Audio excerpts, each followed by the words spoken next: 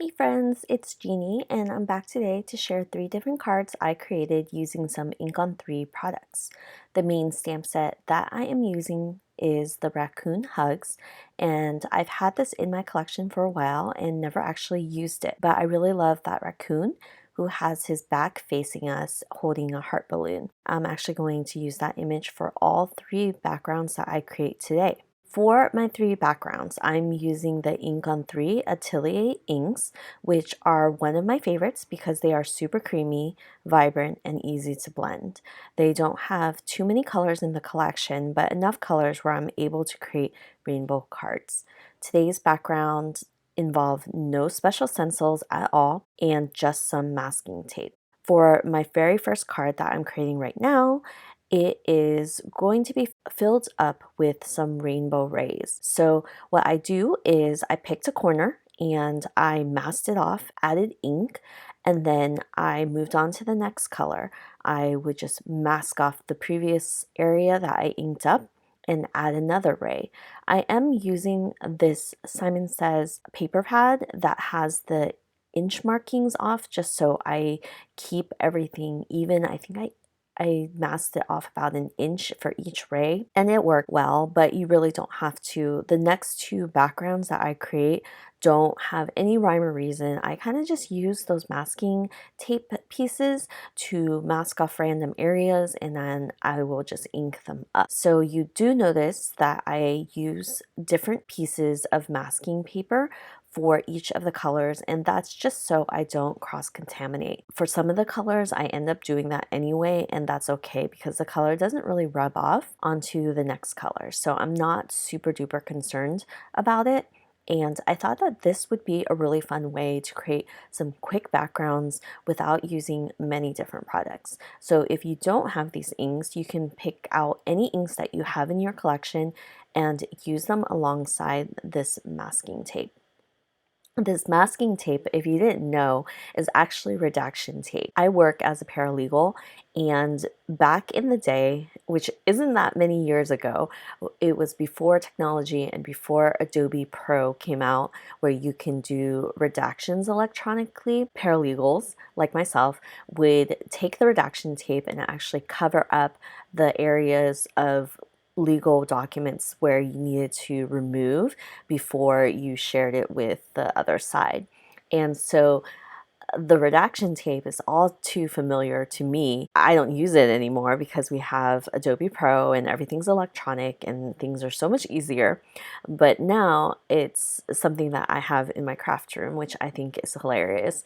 I actually had gone to Office Depot to get some of the thinner redaction tape because I had a good idea of another card background that I wanted to create. And then I also realized that I have a ton of washi tape in my collection that I bought because I went on this crazy collecting spree of washi tape, but I don't use it for anything. So now all my washi tape that I use is for my crafting, like holding down projects, masking off certain areas, and the only special feature of this masking tape is that it's an inch, which is larger than most washi rolls. So that's the only reason I'm using this particular masking tape, and you can use anything you have in your collection. I even considered using a piece of acetate because you could just wipe off the ink and then move on to the next, but I kind of like the stickiness of the masking tape and it kind of sticks to the paper and you don't have to worry about it peeling up. So for this second background, there was no rhyme or reason. I just went in with as many colors as I could and I added the colors. So there's nothing special about this. You probably can't recreate this. I probably can't recreate it to be exactly the same either. And I just kind of wanted to go in with random colors. My last background, which is this one, is actually more specific where I just create triangles of colors. So anytime there is a corner, like I'll put the tape at the corner and then I'll create another triangle. So as you can see, these backgrounds are really quick and easy to put together. It doesn't really require any thinking whatsoever.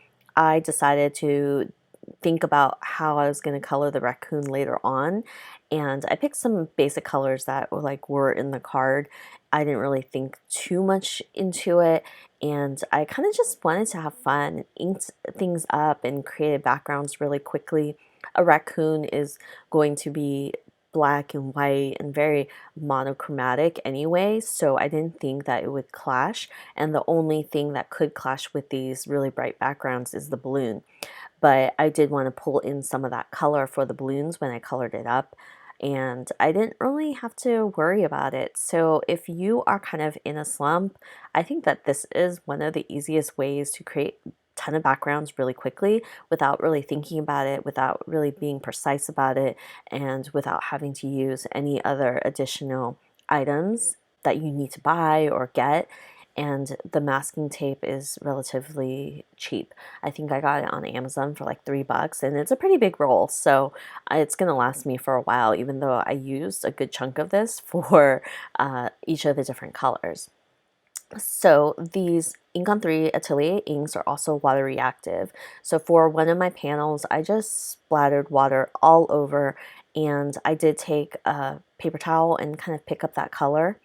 I decided that I wanted a little bit more interest, so I pulled out the Shark Tooth White re-inker and used it for white splatter. So this panel has both water splatter and white ink splatter.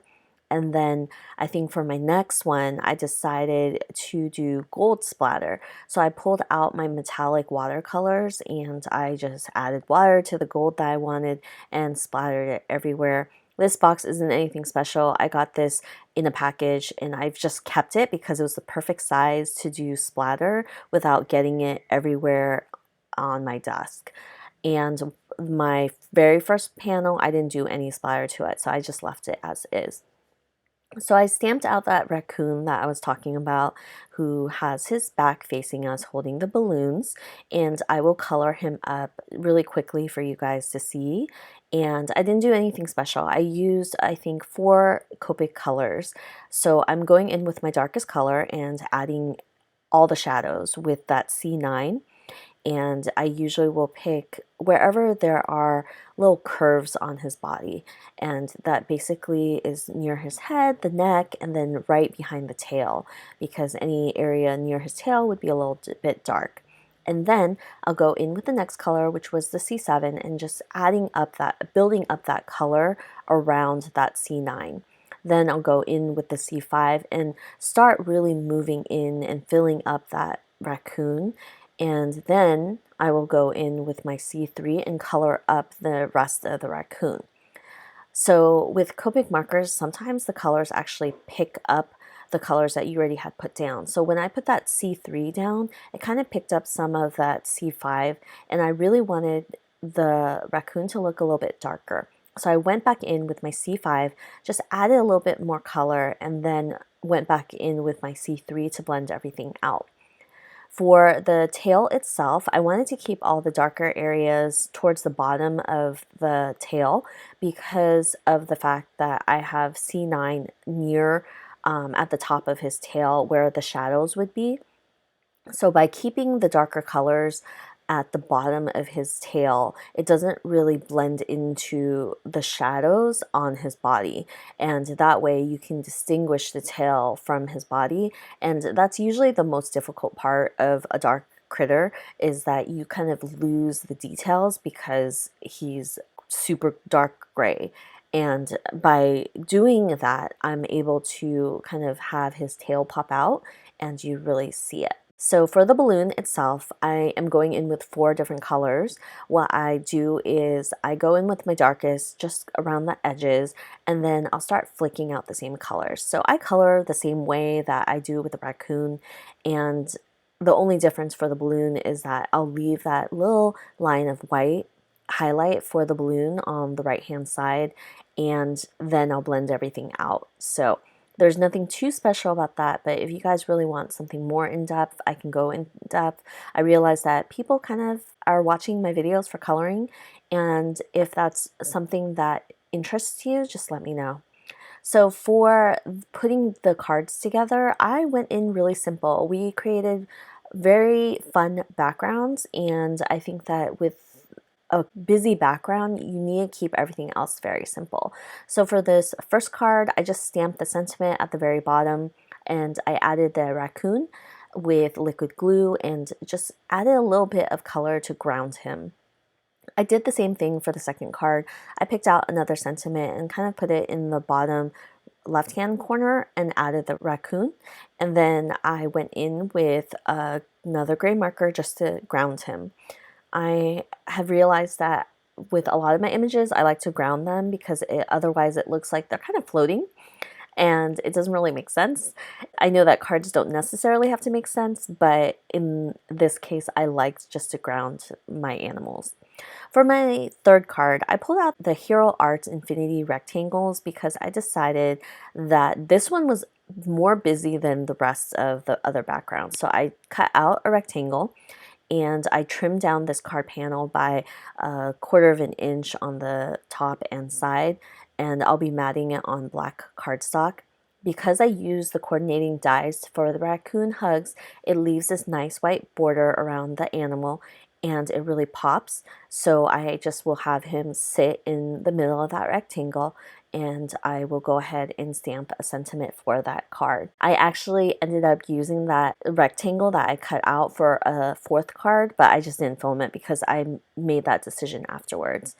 And just to add a little bit of embellishments, I pulled out some of these soapy bubbles from Trini Stamps and I'm placing them in random areas just to fill it up. I thought it would just be a nice touch to the cards, and you could have left them completely blank, but I decided that I have a ton of embellishments and I'm going to use them. So I like very neutral ones. Soapy bubbles is just clear iridescent ones that I really like. So yeah, that's it for all three cards. I hope you enjoyed it and this gives you some ideas for some quick and easy backgrounds for some cards. I will see you guys next time with another video. Bye!